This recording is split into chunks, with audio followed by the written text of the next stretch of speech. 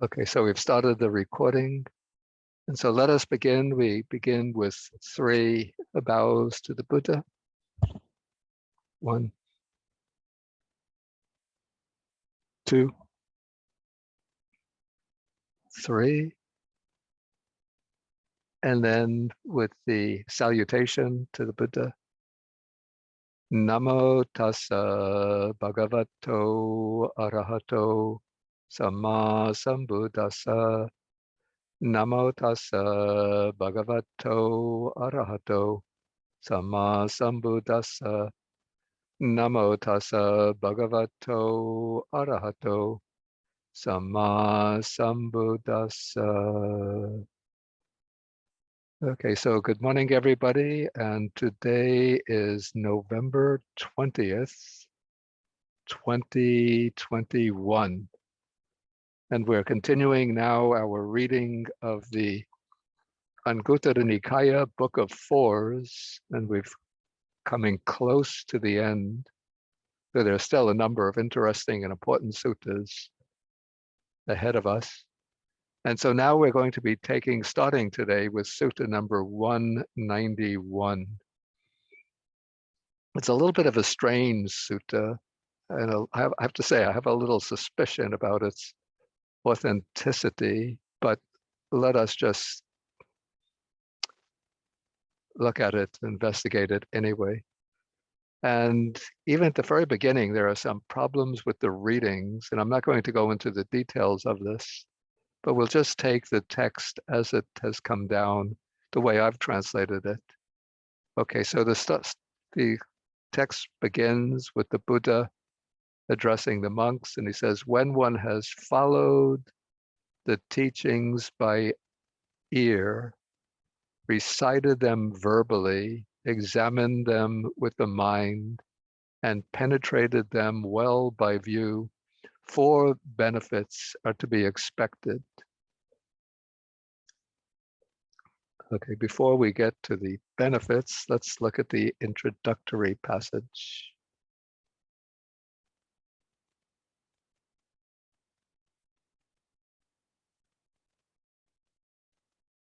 Yeah, there are differences of reading between the Burmese script edition and the Sri Lankan script edition.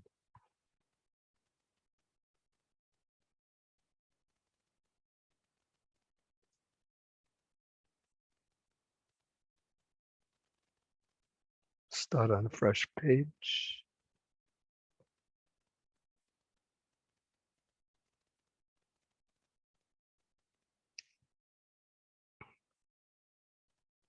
Yeah, so sota is the ear. Anuggata could be followed or gone along with. And of course, Dhammanang is referring to the Dhammas, to the teachings.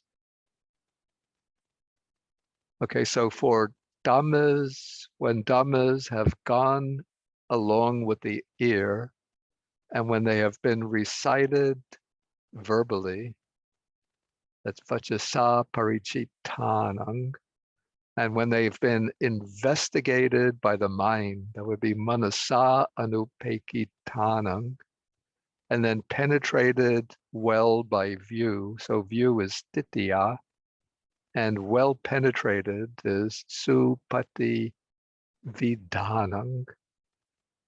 And then the 4 benefits to be expected. And what occurred to me, see, there are different readings of this first expression, which I've commented on in the notes. So the Sri Lankan, the Sinhalese script edition, has sot anudatanam, whereas the Burmese script and the PTS English Roman script have sot anugatanam. And I think the solution to this problem occurred to me while I was eating breakfast today, actually, of all strange times for a solution to come. And the way the solution came to me, that there's a common expression, a common formulation that one finds in the text.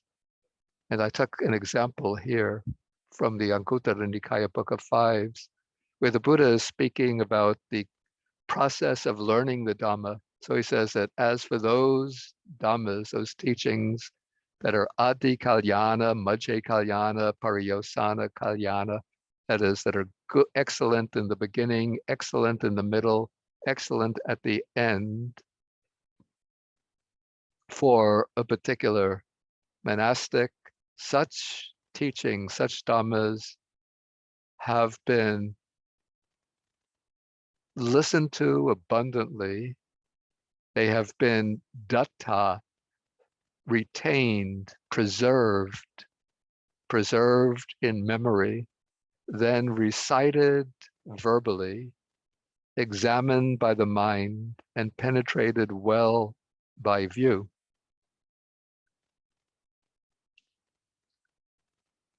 And so what I suspect has happened is that there's been a little corruption of the original text. So the original text has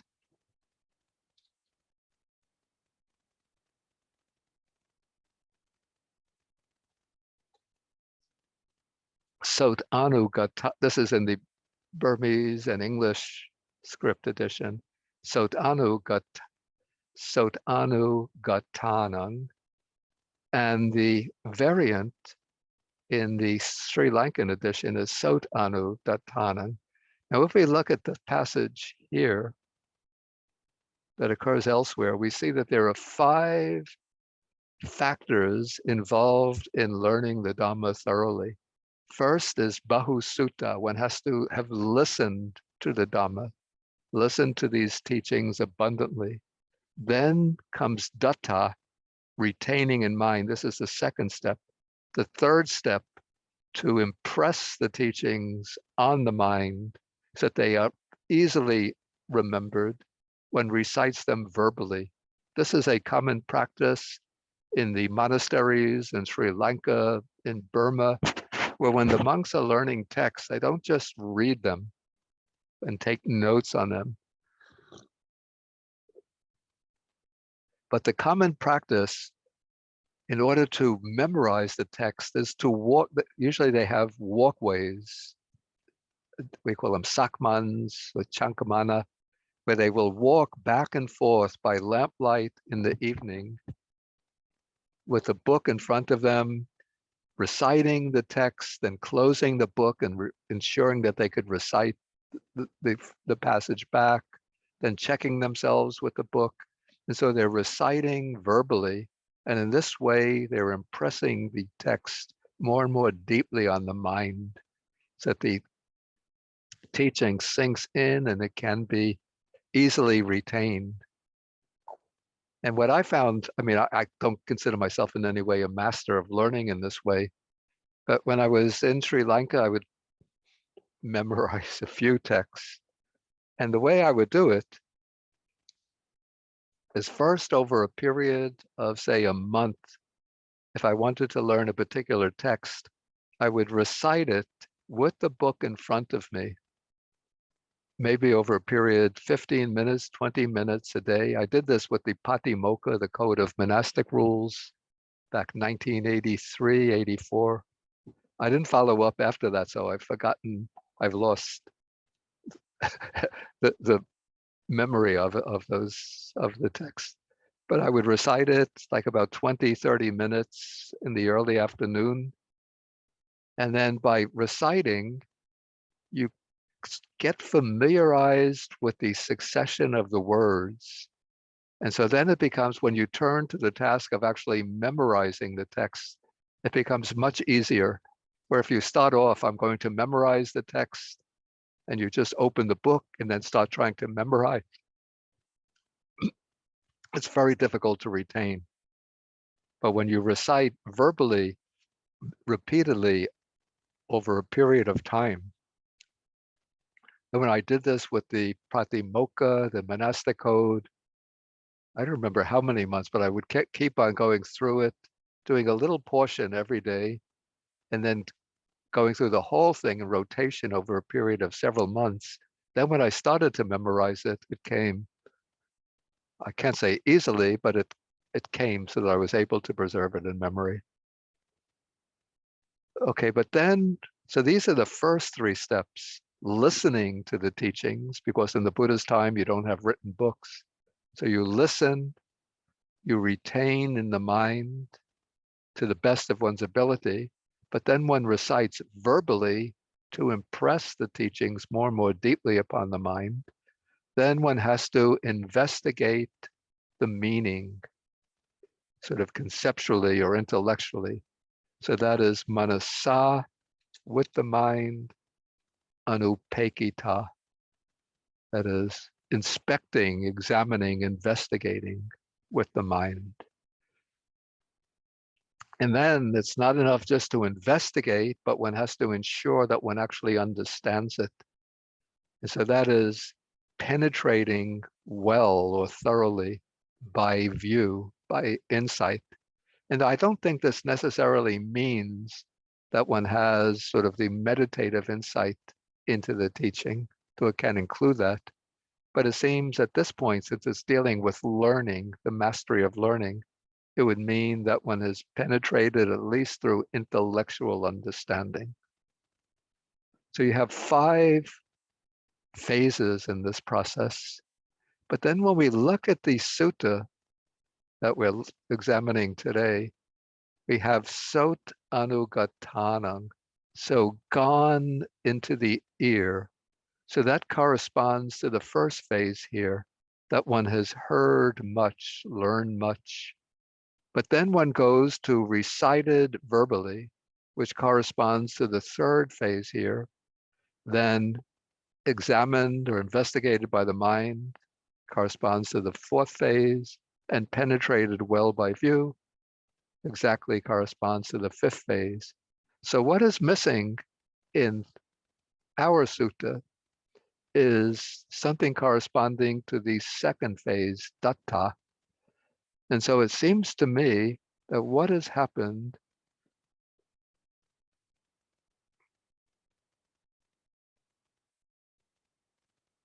is that there might have been another word here, dattanam, dhammanam, which in one lineage of reciters, because gattanam and dattanam sound very similar, and perhaps in some Asian scripts, perhaps the letters even look alike.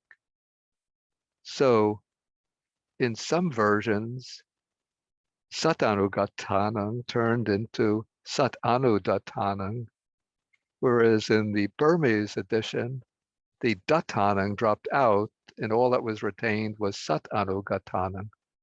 So it seems that if we insert dattanam here, then we have all 5 phases of learning, the counterparts to this standard passage on mastery, intellectual mastery of the Dhamma.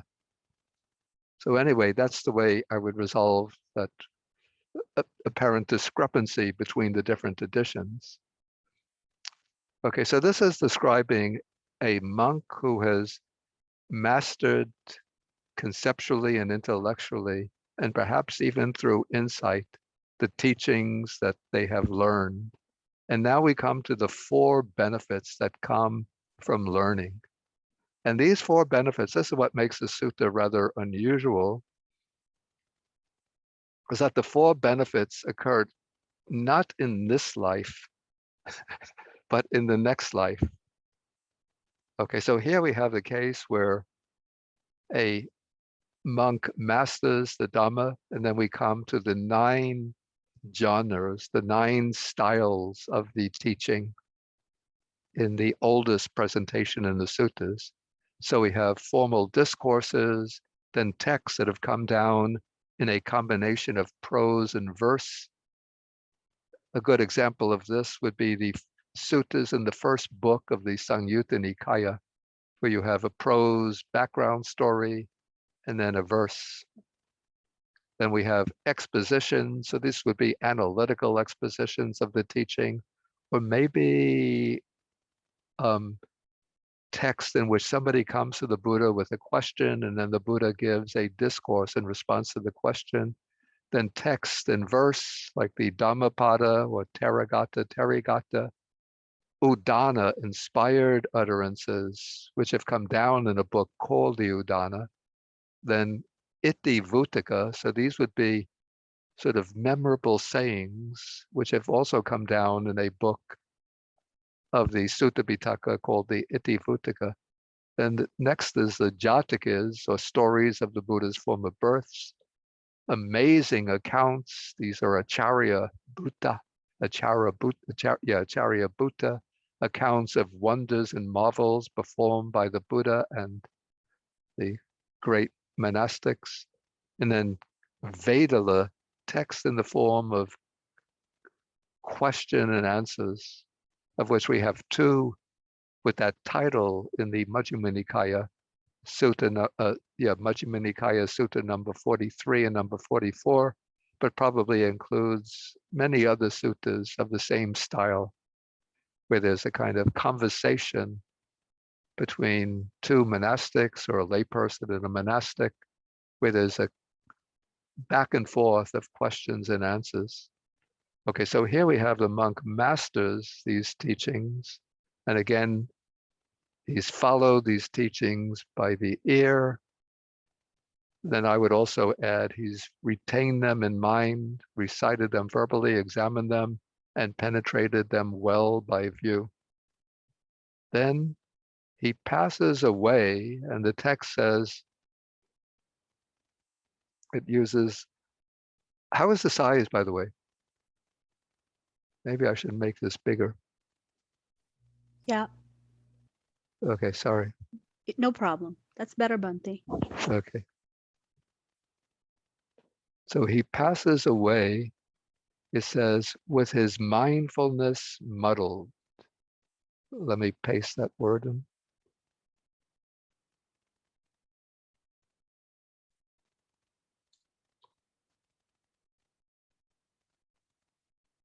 Yeah, so you see we have here sati, which is mindfulness, and mutta means something like muddled, confused, forgotten.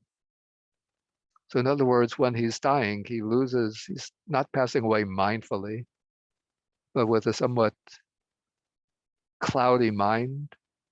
But still, maybe because he's passed away clouded in mind, he's not able to use the death process to attain realization or to attain arhatship. But then he's still reborn in a good destination because he has been a good monk or maybe a good nun following the teachings diligently, but obviously not a jhana attainer because they're not reborn in the Brahma world, but they're reborn amongst the devas.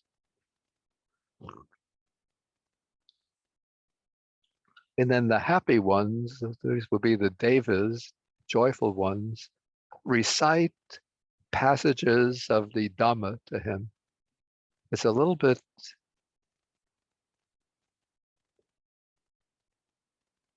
again, the wording of the text is a little bit confused, but I won't go in, or a little bit unclear, uncertain. I won't go into the details of that. You can look at the note if you want to disentangle a passage. So we'll just accept it the way it's stated. So the happy ones recite, the text uses the expression Dhamma Padani. So that would be passages of the Dhamma. It could also be taken, perhaps Dhammapada could also be taken to be verses from the Dhammapada. And then his memory arises sluggishly, but apparently once he's reminded of the teaching, then he starts to remember the teaching. And then he quickly reaches distinction. And the sutta uses the expression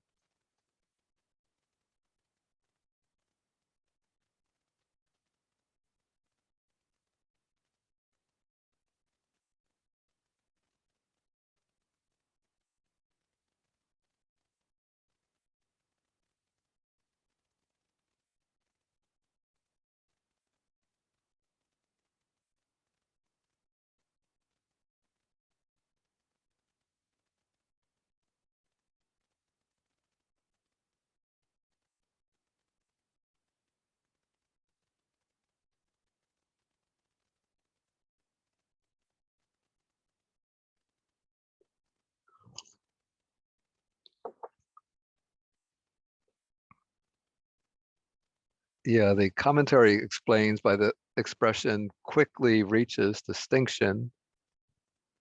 It explains this to mean that he quickly goes to Nibbana.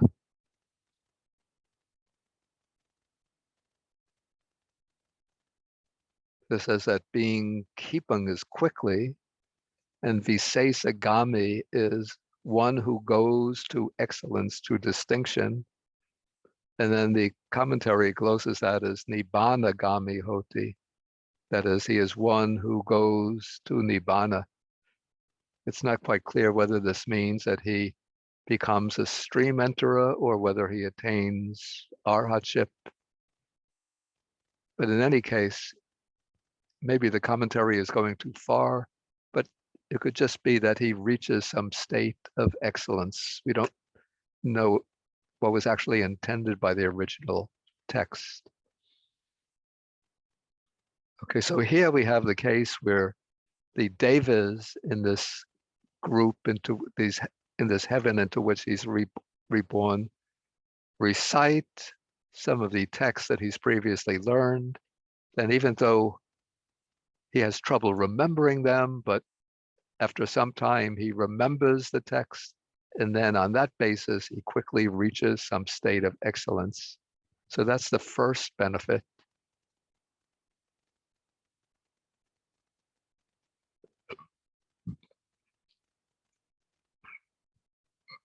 Okay, the second benefit, and when you look at the whole sutta, it really turns out that there's only one benefit, which is reaching distinction, going to a state of excellence. But there are 4 different ways in which one reaches that state of excellence. So in the first, it happens when the devas there, his fellow residents of the deva world, recite Dhamma texts to him. Then he remembers and reaches distinction. Okay, in the second case, he also passes away muddled in mind. He's reborn amongst the devas.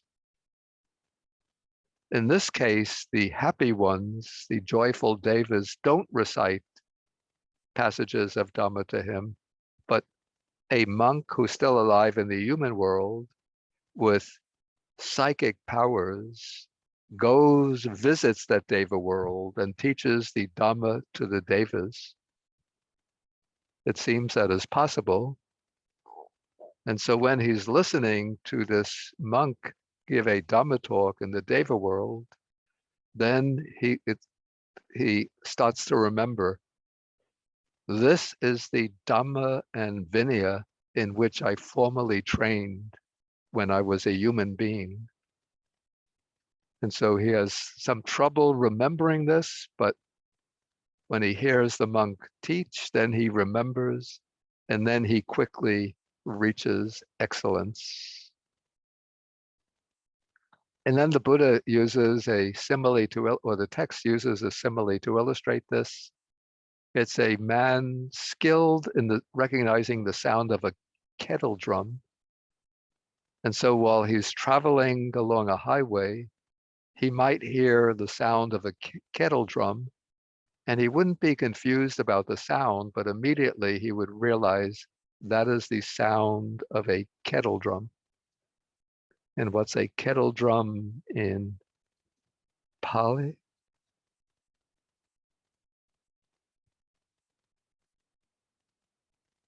Yeah, it's Bairi.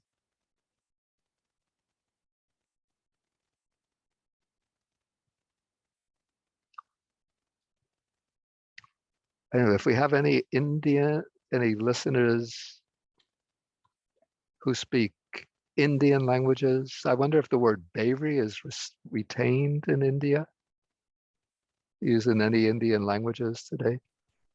Not in Malayalam. Not in Malayalam. Yeah, anyway, not so important. Okay, so the word for kettle drum is Bairi.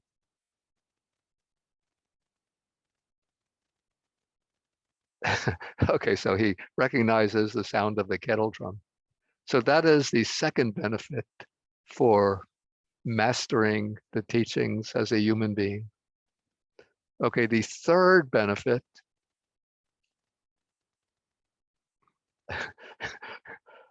again, it's a little bit of a strange scene. So the other devas don't remind or recite passages of Dhamma to the person, to the being who's been reborn there.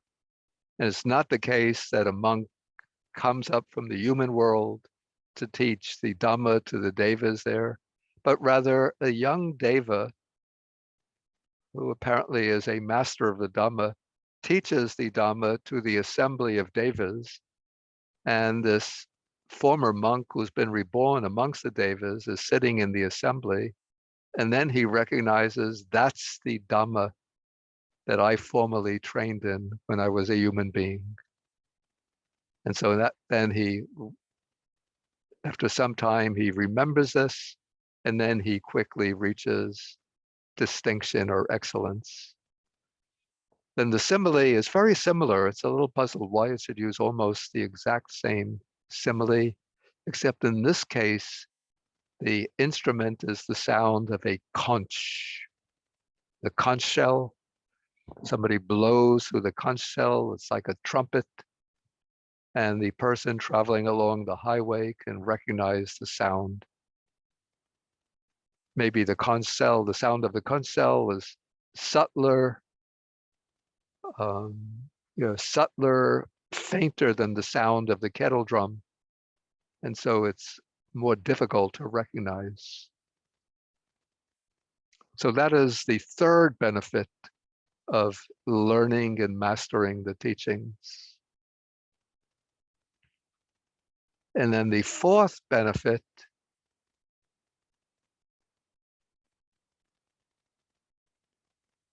okay, this is an interesting one. So he's reborn in the assembly of devas, and he doesn't learn the Dhamma in any of the other three ways mentioned. But here we have another being who has been reborn in that deva world, reminds him and says,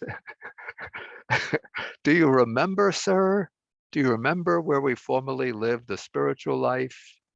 And then the other starts to say, I remember, I remember. So in this case, the arising of his memory is slow, sluggish, but then he remembers and he quickly reaches distinction. And then the simile is one that I think we could all easily relate to.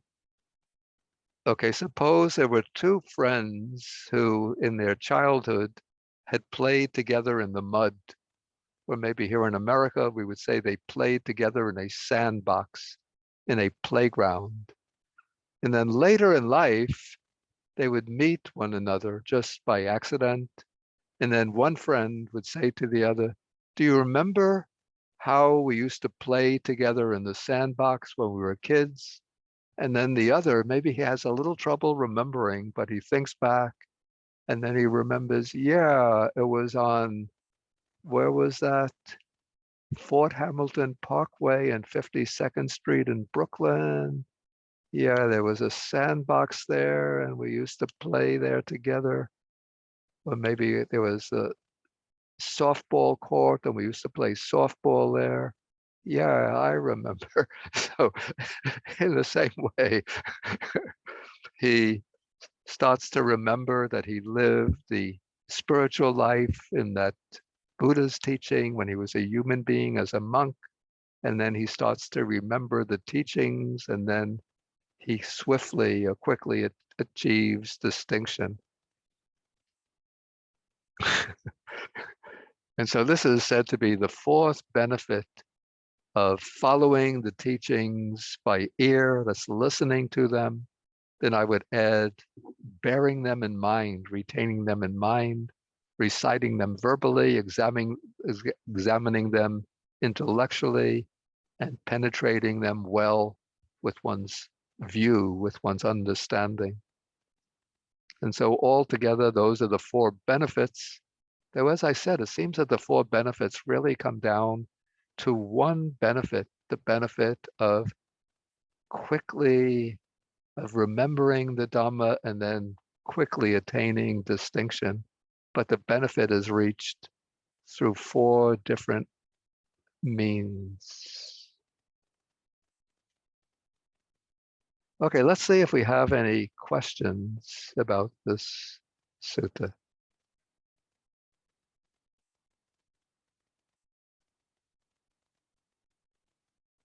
Okay, I don't see any questions. And so we'll move on then. We'll move on to the next sutta. Oh, I see one question. This is from John.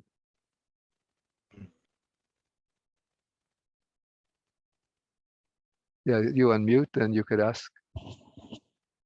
Oh, hello, Bhante. Yeah. Much respect to you. What is the distinction between listening to the Dhamma and reading? What is it that makes listening more powerful or valid or effective? We see the text uses the word listening because in the Buddha's time, and for some 4 centuries afterwards, the texts were not written down in the form of books. So to learn the Dhamma during that early period, you have to go to listen to a discourse. You have to learn the Dhamma orally from a teacher. And so that is the, you say that's the necessary condition for learning the Dhamma. But despite that, I would say there's a certain advantage maybe in learning. Now, I can't speak about this so well from direct experience, but from learning the Dhamma verbally rather than just from reading it in a book.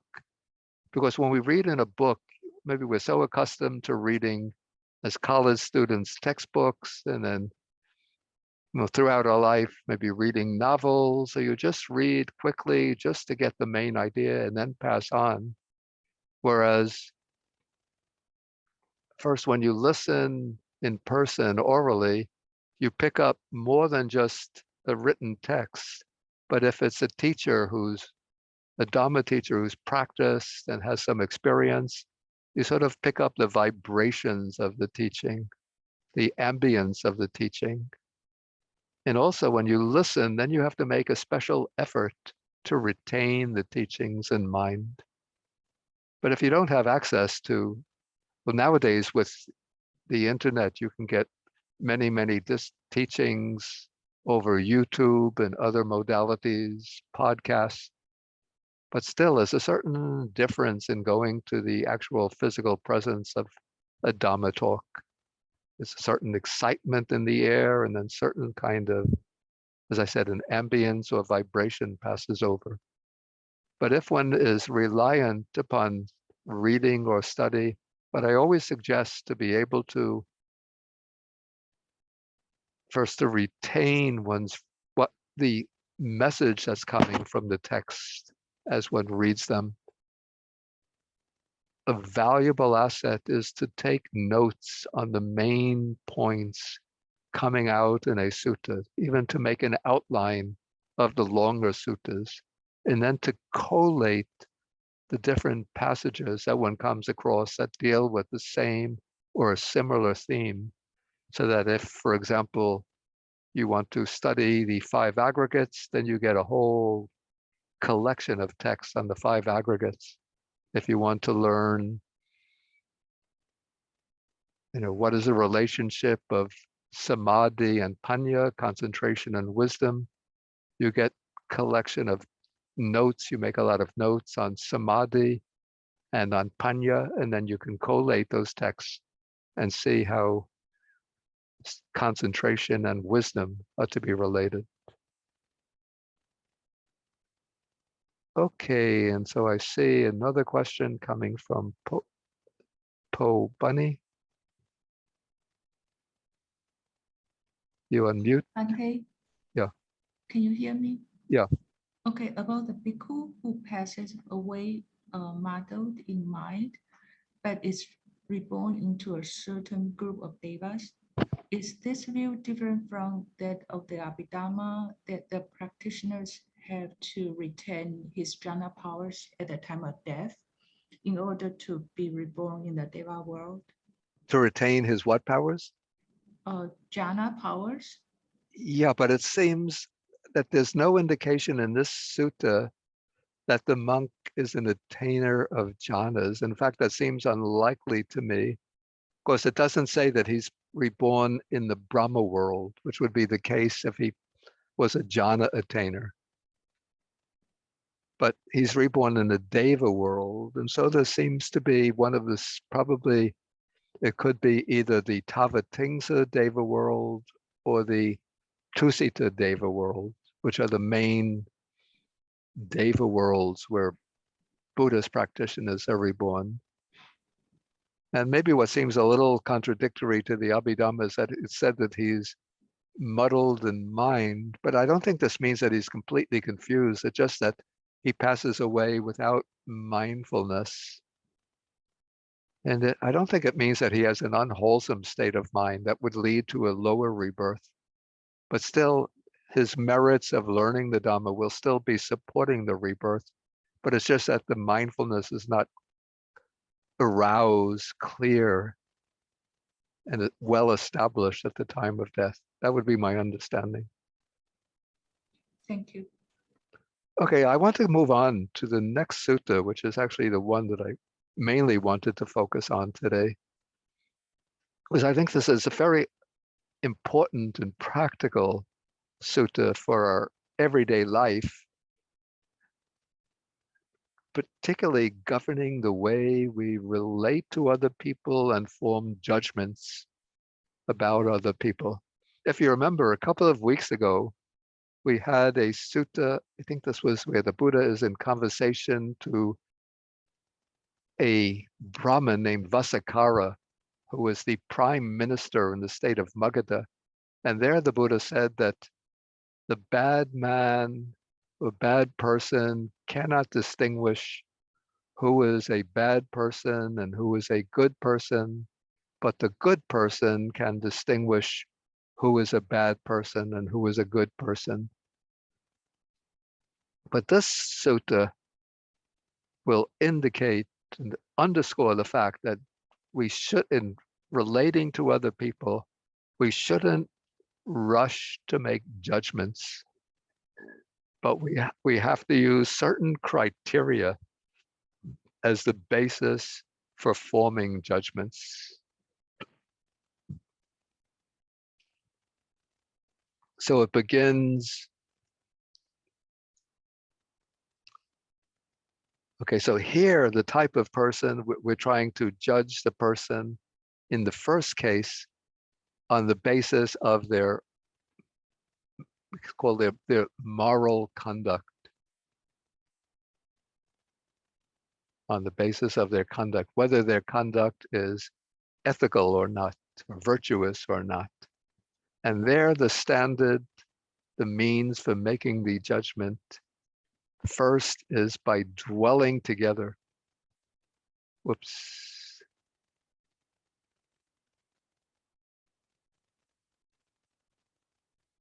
So dwelling together, this is sort of the essential factor, and we're going to see. So this can be known only when you dwell together. It doesn't mean you have to be living in the same house or the same building with the other person, but you have to be associating with them in order to be able to determine the true character of their behavior and their personal character. And then it takes time.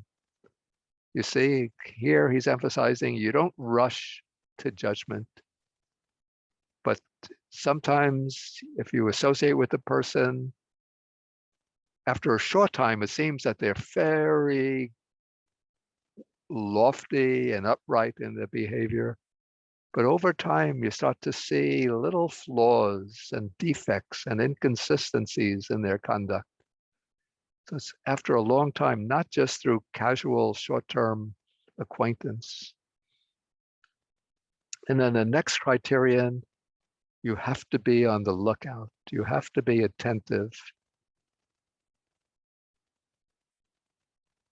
You have to pay attention, examining the conduct, inspecting it, not for the purpose of finding faults, but in order to arrive at an accurate assessment of the other person. And then you need some kinds of wisdom, some kind of, call this maybe capacity, circumspection, or judicious, the capacity for making judicious assessments, some kind of discretion, discernment to be able to evaluate the other person's behavior. So that's for determining virtuous behavior. Okay, then the next, we're going to be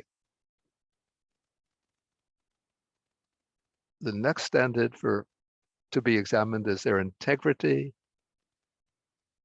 and that is to be known by dealing with them.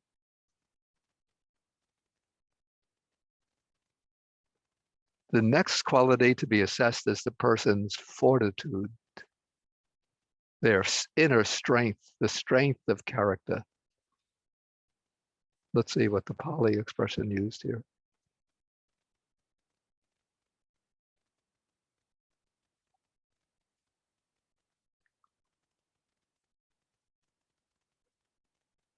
Yeah, in the second case,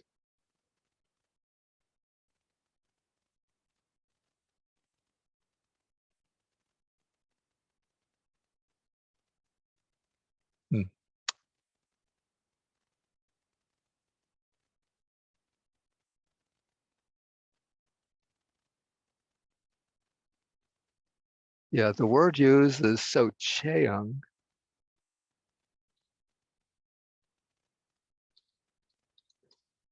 which is an abstract form of the word suchi, which ordinarily means pure. So literally, socheung is purity. But you'll see why as we go on, why I render this as integrity. Okay, for fortitude,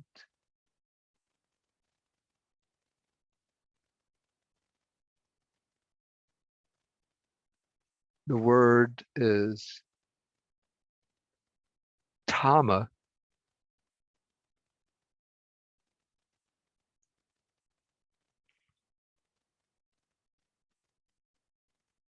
and in Sanskrit,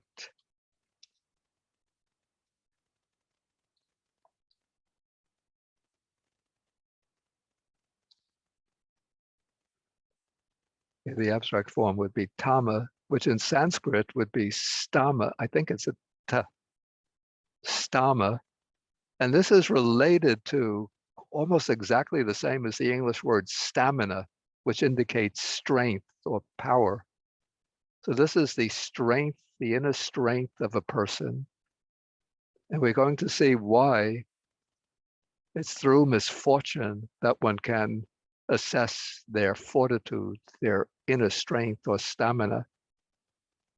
And then the fourth quality to be assessed, to be judged, is the person's wisdom. And this is to be known, and this is not, as we'll see, this is not going to be the wisdom of profound realizations and liberating insights, but this will be more a practical wisdom that's to be assessed, and that will be discovered through conversation. Then all of the other criteria are the same over a long time, through attention, and by one who is wise. So this first portion of the sutta is the udesa, that is the brief presentation, the summary presentation. Now we come to the nidesa, the elaboration, where the Buddha will explain the way to understand the brief statement. Okay, so by dwelling together, a person's, the quality of a person's conduct can be assessed. So how is that the case? So by dwelling together with another person, and that is dwelling together over a long time, by paying attention, by using wisdom, one comes to know that person thus. And here, apparently, he's talking about relations between monastics. So for a long time, this Venerable One's conduct has been broken, flawed, blemished, and blotched, and he does not consistently observe and follow virtuous behavior. And so this one's behavior, this one is immoral, not virtuous. So that is on the negative side in the case of one person. And probably it's not only the case with, even though the text uses the expression ayasma, venerable one, but we could understand it not only in relation to a monastic, but anybody to make the judgment when observes their behavior and sees whether their conduct conforms to the standards of sila, of good conduct, or violates those standards. And sometimes people are very skillful, successful in covering up their corrupt behavior. So that is why one has to be attentive to examine closely and to use wisdom to arrive at the right evaluation. So in this other case, one dwells together with the other person, observes them over a long time, attentively and with wisdom, and one sees that this person's conduct in regard to the precepts is unbroken, flawless, unblemished, unblotched, that they consistently adhere to the standards of ethical behavior. And in that case, one conclude that this person is virtuous and not a transgressor. And so again, the key is dwelling together with that person, maintaining the relationship over an extended period of time. So that's the first standard of evaluation, or the first ground of evaluation, the ethical character or quality of the person's behavior. Now we come to the second one, which, as I said, I rendered the Pali word as socheya, from suchi, pure, purity, which I rendered as integrity. And we could see the reason for this in the elaboration. So here, one is looking, inspecting a person and seeing how does this person relate to others or deal with others. And so in the first case, the negative side, one sees that this person deals with one person in one way, but under the same circumstances,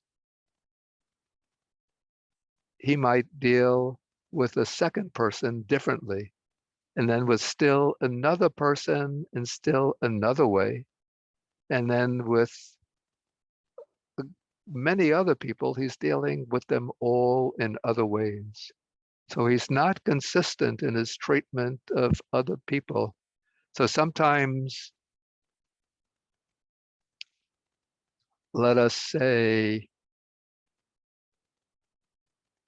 okay, a teacher is grading the students on the quality of their essay. The students have to turn in their essay. And so the teacher might have a liking for a certain student. And so they'll give the student, maybe the student's essay is fairly mediocre, but the teacher likes the student. And so they'll give the student maybe A minus. But then another student will turn in an essay of roughly the same standard, but the teacher doesn't have any feeling towards that student, positive or negative. So then they'll give that student a B on the paper. And the first student's paper was really just worth a B, but the teacher likes that student. Maybe it's a male student, and the student is a very pretty female student. So the teacher likes the student, so gives the student an A minus. But the other student who's indifferent, so he'll give the student a B. And then there'll be another student who, during the classes, frequently objects to what the teacher is saying, raises criticism of the teacher. And so the teacher, when he gets their paper, their essay, Again, it's roughly the same standard as that of the other two students, but because the teacher doesn't like this student, gives them a C, or maybe a C plus, or a B minus. So you can see that the teacher is treating the three students in different ways based on their personal attitude to the student, their biases, their favoritism. Well, we could see this in employment, where an employer, if they like certain employees, they might give them a special bonus. Again, we have this situation where maybe we have a male, what do you call this? The chief, the male owner of the business. And maybe he has biases against women, outstanding women employees. And he thinks women should be at home taking care of their families, but he had to accept some women in the jobs. And so he'll give a bonus to the male employees, but won't give the same bonus to the female employees, or give the male employee a higher pay, even though the work of the male and the female is better than, or of the same standard, but he'll give the male somewhat higher pay than the female. Or on the other hand, maybe the employer has a kind of liking for the female employee, even though she might be married, but still to win a little favor from her, he might give the female employee a bonus, but not give it to the male employee whose work is outstanding. So you can see that the person is giving way to favoritism. So in that way, their integrity is undermined or corrupted by their biases. So they treat people differently. And so in this way, you know that that person is impure in their dealings with others, not pure. So here the word, I think, is asuci, and here suci. But in the other case, you see that this person deals with everyone in exactly the appropriate way. If he's a teacher and the student's paper is excellent, he'll give them an A. If the paper is good, but not outstanding, he'll give them a B. If the paper is mediocre, he'll give them a C, regardless of whether or not he has personal feelings towards the students. And similarly, when determining a pay scale for the employees. So in this case, you know that the person is one of integrity. And so in this way, it's by dealing with them that you can determine the degree of their integrity. But again, you have to examine over a long time, attentively, and using wisdom, because there might be special reasons why the teacher will give some students A's, others B's, others C's, or why the employer will rank the employees according to the pay scale. He doesn't give everybody the same pay, but some employees might be taking on specially demanding work, or they might be outstanding in their work. Others might just get by with a minimal amount of work.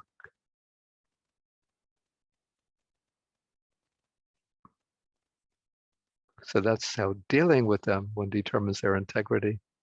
Then it's said that it's in misfortune that their fortitude can be known. Again, over a long time, through attention and by use of wisdom. So here we have some case of misfortune. So someone loses relatives, their relatives succumb to death, or they lose their wealth, or their health deteriorates. And then what happens is that they sorrow, they become dejected, they lament, they weep, beating the breast, and they lose even their grip over their own mind. So in that way, you could see that the person in facing these challenges, personal challenges, is not able to maintain their balance of mind, their tranquility, but they give way to sorrow, lamentation, and even become raving mad with grief. Okay, and in the opposite case, we have somebody who meets afflicted with the same loss of relatives, wealth, or health, but he does reflect, or he reflects in this way, that life in this human world is such that we are sort of stricken by the 8 worldly conditions. So the 8 worldly conditions, they are winds which blow the world around, and the world revolves and turns with these 8 worldly winds. So what are the 8? Gain and loss, fame and good reputation, praise and blame, pleasure and pain. And so when this person is afflicted with loss of relatives, wealth, or health, he's not overcome by sorrow and lamentation, doesn't weep beating the breast and become confused, but maintains some balance of mind. But I always have to add a certain footnote to this kind of statement, because there's sometimes a common belief amongst Buddhists, but also amongst other people, that to follow the Dhamma properly, it means that even if you lose your loved one, a husband loses a wife, the wife loses a husband, child loses a parent, the parent loses a young child, that they should be able to endure it with perfect equanimity. Doesn't matter, I go about my everyday routine just as if I got a little mosquito bite. But I don't think that's such a healthy attitude. In my view, if you lose a loved one or you suffer some personal calamity, it's quite okay to grieve, but you grieve with mindfulness and with understanding. And in a certain sense, you could say that, I remember a saying that I've come across, that the measure of one's grief is the measure of one's love. So from an ideal Buddhist standpoint maybe of the Arhat, you lose a loved one, your mind remains unruffled. But in our ordinary life, if we lose a dear loved one or a close friend, or our own health or our own status in some way, we can experience sorrow, but we do it with mindfulness and with wise reflection. So we reflect in this way, and through this reflection and clear comprehension, we work through the sorrow, we work through the grief, so that the sorrow becomes a natural reaction, but it doesn't dominate us, it doesn't overpower us, but we treat it almost as though it were a kind of physical manifestation or mental manifestation, expression of our love and sense of loss.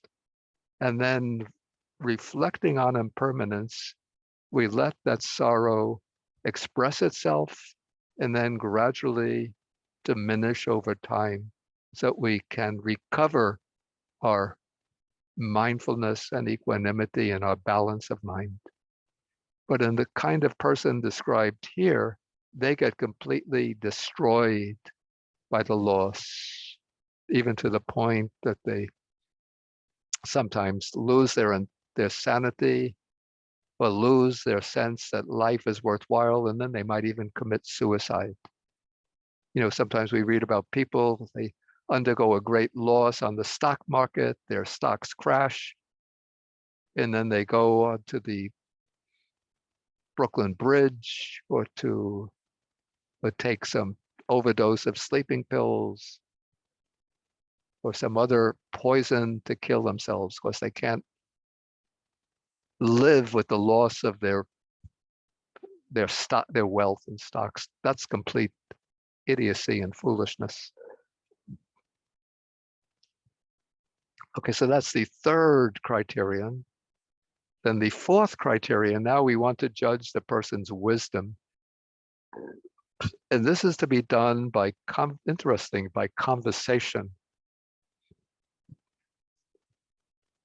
And it's not, we form what's interesting here is that we form the judgment not by the way a person answers questions, but by the way the person poses questions, formulates these questions. So the text continues, when conversing with someone, one comes to know that judging from the way this person brings up, formulates, and poses a question, the person is unwise, not wise. So for what reason? And then this gets it seems a little bit confused here, the sutta. This Venerable One doesn't speak about matters that are deep, peaceful, sublime, beyond the sphere of reasoning, subtle, comprehensible to the wise. It would seem that that would be the task of the teacher of the Dhamma, not the one who's asking the questions. And then it goes on, when this Venerable One speaks on the Dhamma, he is not able to explain, teach, describe, establish, reveal, analyze, and explicate its meaning either in briefly or in detail. Again, this would be the describing the person who should be answering the question, not the way the person is formulating the question. So it seems something is a little mixed up here, at least the way I see it. But anyway, even when it comes to the way one poses a question, you could come to some judgment if the question is relevant to the subject matter, if it's concise, pertinent, and shows that the person has grasped the matter, but still has some point that they're not clear about. You could say that that person is maybe not great wisdom, but the person is really attentive and has some understanding.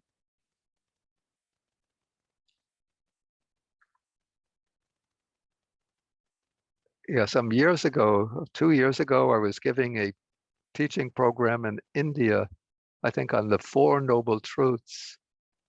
And then somebody in the audience would ask the question. He would begin by telling me, I am Professor so-and-so at such a university. I'm I think professor in astrophysics. If we were to travel to another galaxy, do you think we could, that the Four Noble Truths would be relevant in that galaxy? So, what am I to say? I've never been to that galaxy. I don't know.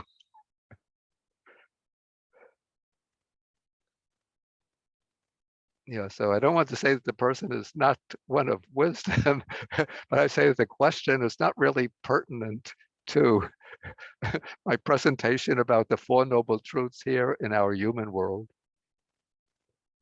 Okay, so this is how you pose the question, but I think the other part is really how the other person answers the question. So this is the basis on which one judges, determines the degree of wisdom. And then the text uses a very interesting simile. So we have a man, he's standing on the bank of a pond, and then he sees a fish emerge, and he looks at the ripples of the fish. And from the force of the ripples, he could determine that's a small fish, not a big one. So in the same way, from the way the person presents and formulates the question, you can judge that this person is foolish, not wise. But in the case of somebody else, you can judge from the way they pose the question, this one is wise. And then again, we have this again seems to be the person who's answering the question, speaking about matters that are deep, peaceful, and sublime, and when speaking on the Dhamma is able to explain the meaning both briefly and in detail. And then the simile, we have a fish, a man is standing on the bank of a pond, sees a fish emerge from the pond, then he judges from the ripples made by the fish that it seems to be a forceful series of ripples are emerging. So on that basis, he can judge this is a big fish, not a small one. So it's that way you could judge that the person who presents the question is wise, not unwise. Okay, so that's the elaboration of the brief statement. And those are the 4 ways in which one arrives at judgments about people. Okay, let's see if we have any questions here. We have a few minutes left to the session. But if you want to make some comments from your own personal experience, you can do so as well. Okay, let's give some other people. John asked a question earlier, so let's take Tim first. Bhante, I've heard it described in other suttas that as a practitioner that we should select and avoid association with people who might be considered unethical or unwise. But in the practical sense, you know, I work as an engineer in Silicon Valley. That's my job, is I work with everyone from every walk of life, from every level of ethics. No. And that doesn't really fit that concept. Can you comment on that? Yeah, I think we have to sort of understand the implications of the word used in Pali that's translated as to associate or association. The word is sevana, which has not simply the implication of sort of coming together with that person in common tasks, but it means or it suggests sort of subordinating oneself to that person and following that person and taking that person as a model, an exemplar, an influence. Yeah, so sometimes inevitably you have to associate with people who are foolish, but when you do so with caution, being alert, attentive. And if you have the opportunity to help them emerge from foolishness, then you try to do so. If there isn't such opportunity, then you just keep the association sort of confined to practical matters.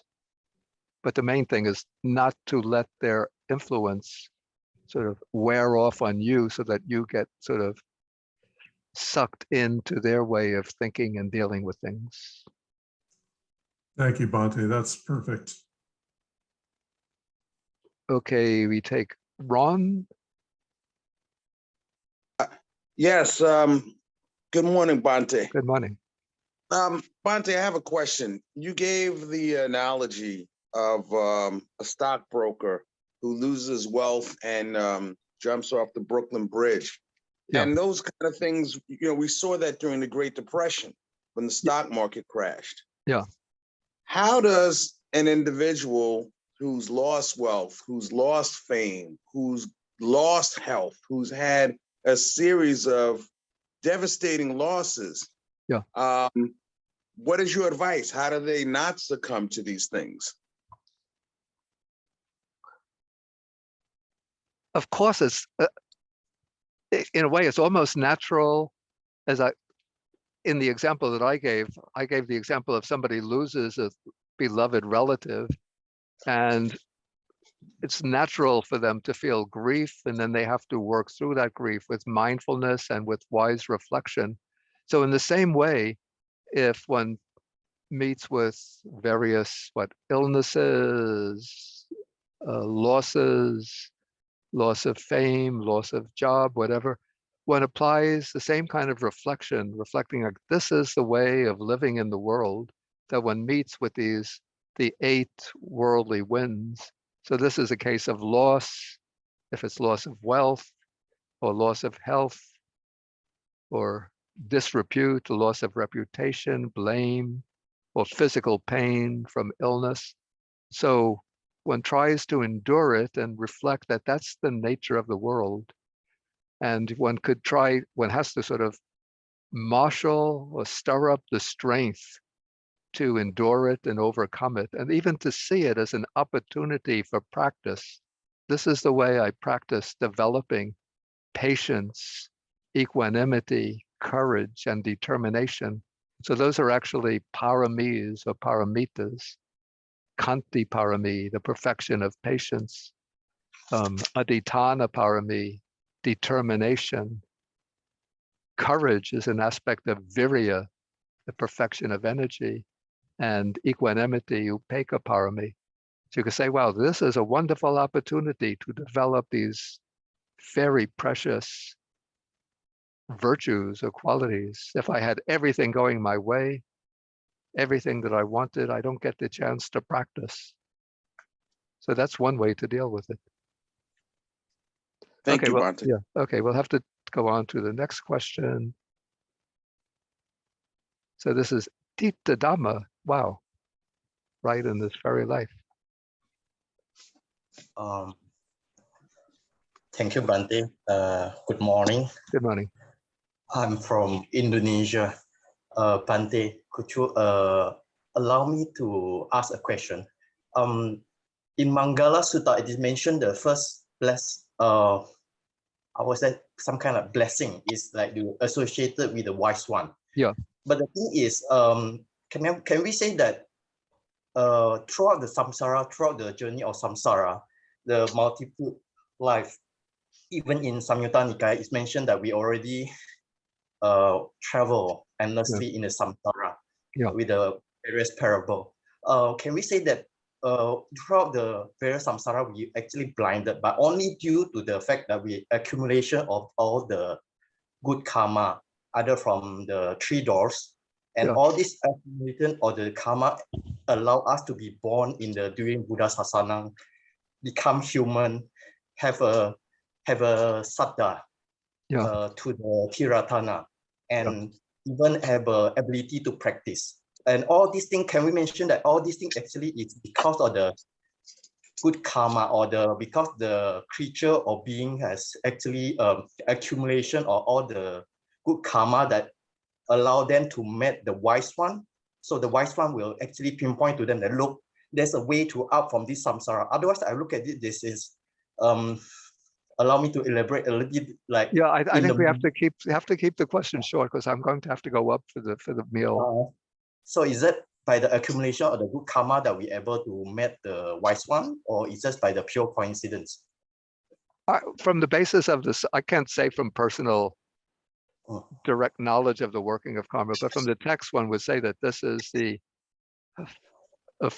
fruit that comes from accumulated merit, that it takes a lot of merit to encounter the Buddha Sasana, and then to have saddha, to have faith in it, and then to be able to undertake the practice and to meet with kalyana mitra, to meet with good friends on the path. All of that is said to come through the accumulation of merits, a good karma. Okay, we're going to have to end for the day. So thank you all for joining. And let me do a quick sharing of the merits. Before that, let me mention that next week here in America, I know that a lot of people not living in America, but in America we have the Thanksgiving weekend. So I won't have a class next week. That's November 27th. Then the Saturday after that, December 4th, on Saturday and Sunday, I will have the next installment and the last installment of my ongoing Abhidharma program through the Buddhist Association here, BAUS, together with Dharma College in Berkeley, California. And we'll deal with chapter 9 of the Abhidharma manual on the Kammatthana, that's on the meditation practice, serenity and insight. So if you haven't registered for the Abhidharma program, you can do so either through the website of the Buddhist Association or the website of Dharma College. If you've already enrolled for the earlier installments, you're enrolled. You don't have to enroll again. So the next sutta class will be on December 11th. And then and then I'll announce the suttas we'll study later. And as we share the merits, I want for us to share the merits, especially with one of our long-term students. Her name is Carolyn Cronin, been very dedicated student of mine since 2013. She's the one who always says, after I say bow to the Buddha, you always hear a voice say, and bow to Bhante. That is Carolyn. She is ill now with COVID.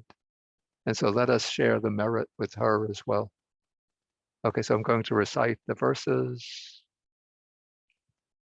Akasata Chabumata Deva Naga Mahidika Punyantung Anumoditpa Chirang Rakantu Sasanang. Akasata Chabumata Deva Naga Mahidika Punyantung Anumoditpa Chirang Rakantu Desanang.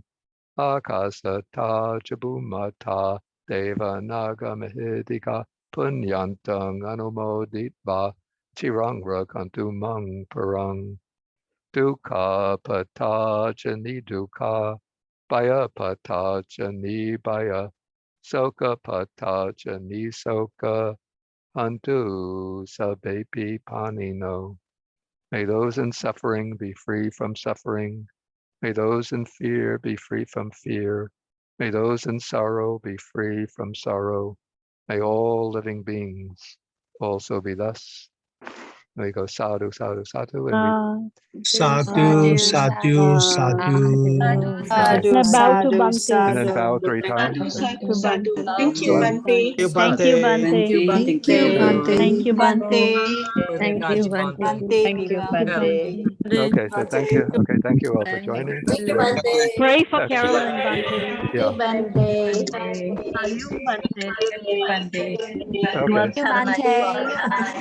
Thank you, Bhante. Okay. Thank you, Bhante. Pray for Carolyn. Thank you, We'll pray for Bhante. Carolyn. Okay, thank you. Yeah. Thank you, Bhante. Thank you, Thank you, Bhante. Take care, Bhante. Be safe.